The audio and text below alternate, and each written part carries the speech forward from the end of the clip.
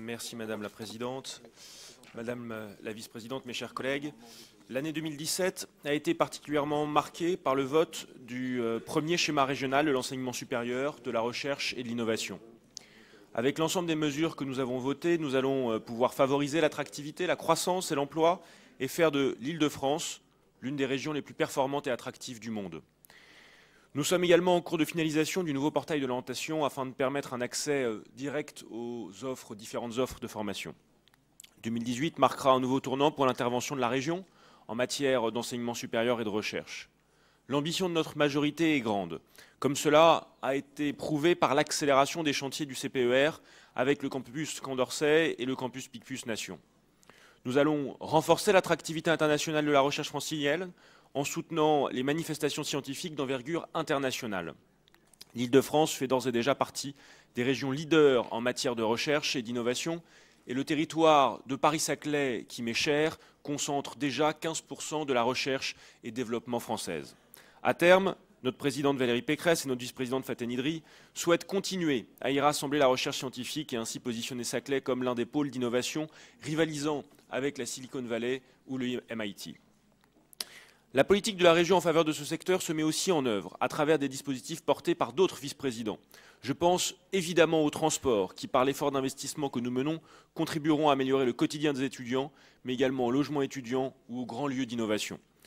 C'est donc un budget audacieux de plus de 111 millions d'euros en AP et en AE et 143 millions d'euros en CP qui vous est présenté aujourd'hui.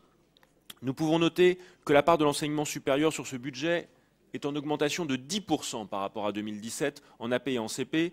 Mieux encore, nous augmentons de 15% les crédits de paiement. Pour l'investissement dans la recherche, et malgré la suppression du fonds Valls, ce qui a été rappelé tout à l'heure, qui contribue à alimenter considérablement nos perspectives d'investissement, le budget aujourd'hui est 48% plus important par rapport à 2016. Notons que l'effort pour accompagner la mise en œuvre des axes déclinés par le schéma régional de l'enseignement supérieur de la recherche et de l'innovation est singulier. Ce budget montre une hausse de 132% par rapport à 2016 pour l'amélioration des conditions de vie des étudiants et le développement de l'accès à l'enseignement supérieur. Je pense évidemment au diplôme d'accès à l'enseignement supérieur, mais aussi à l'aide au mérite ou encore aux cordées de la réussite. Enfin, l'enveloppe en faveur de la mobilité internationale des étudiants est en augmentation de 18% par rapport à 2017. Quant au programme immobilier inscrit au contrat de plan État-région, ils sont consolidés sur une base de 50 millions d'euros en 2018.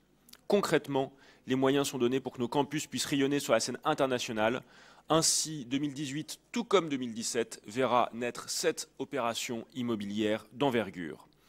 Dès le début de l'année, la construction de la bibliothèque de la documentation internationale contemporaine de Nanterre sera lancée, tout comme la deuxième tranche de l'École nationale vétérinaire d'Alfort ou la construction du bâtiment dédié à l'EHESS sur le campus Condorcet, comme ça a été rappelé tout à l'heure par mes collègues. Ces investissements répondent également à l'exigence de notre présidente du rééquilibrage à l'est de notre région, notamment avec la réalisation d'une maison des étudiants sur le campus de Sénart en faveur de l'UPEC, où la réhabilitation de bâtiments d'enseignement de l'UPEM a lieu sain pour lequel les études de désignation d'un mandataire seront lancées dès 2018. Au-delà de la seule question de l'investissement, l'exécutif porte de nombreux projets en faveur des étudiants, comme par exemple le portail de l'orientation qui a vocation à être un outil unique en prise avec les enjeux actuels d'orientation et de réussite. Et je ne résiste pas ici à m'inscrire en faux par rapport aux propos de Mme Berthaud sur le portail de l'orientation, qui a été présenté sur un stade de travail à notre commission, comme il a été plusieurs fois débattu. Et évidemment, les remarques de la commission ont été entendues par notre vice-présidente Faten Idri ainsi que ses équipes et seront pris en compte dans la version finale de ce portail. Je souhaite souligner aussi notre volonté de maintenir les efforts en faveur de l'entrepreneuriat étudiant avec une dotation de 600 000 euros. Deux nouveaux dispositifs verront également le jour en 2018.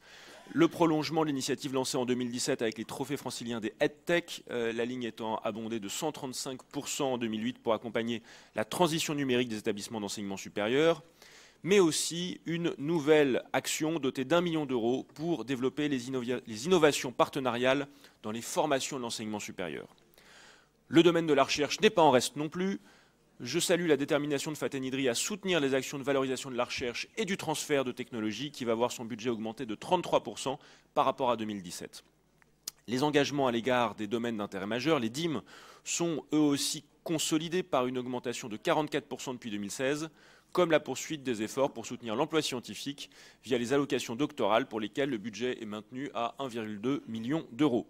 Enfin, l'attractivité internationale de la recherche francilienne sera renforcée avec le soutien au cher Blaise Pascal, au réseau d'accueil des chercheurs ou la création du soutien aux manifestations scientifiques d'envergure nationale.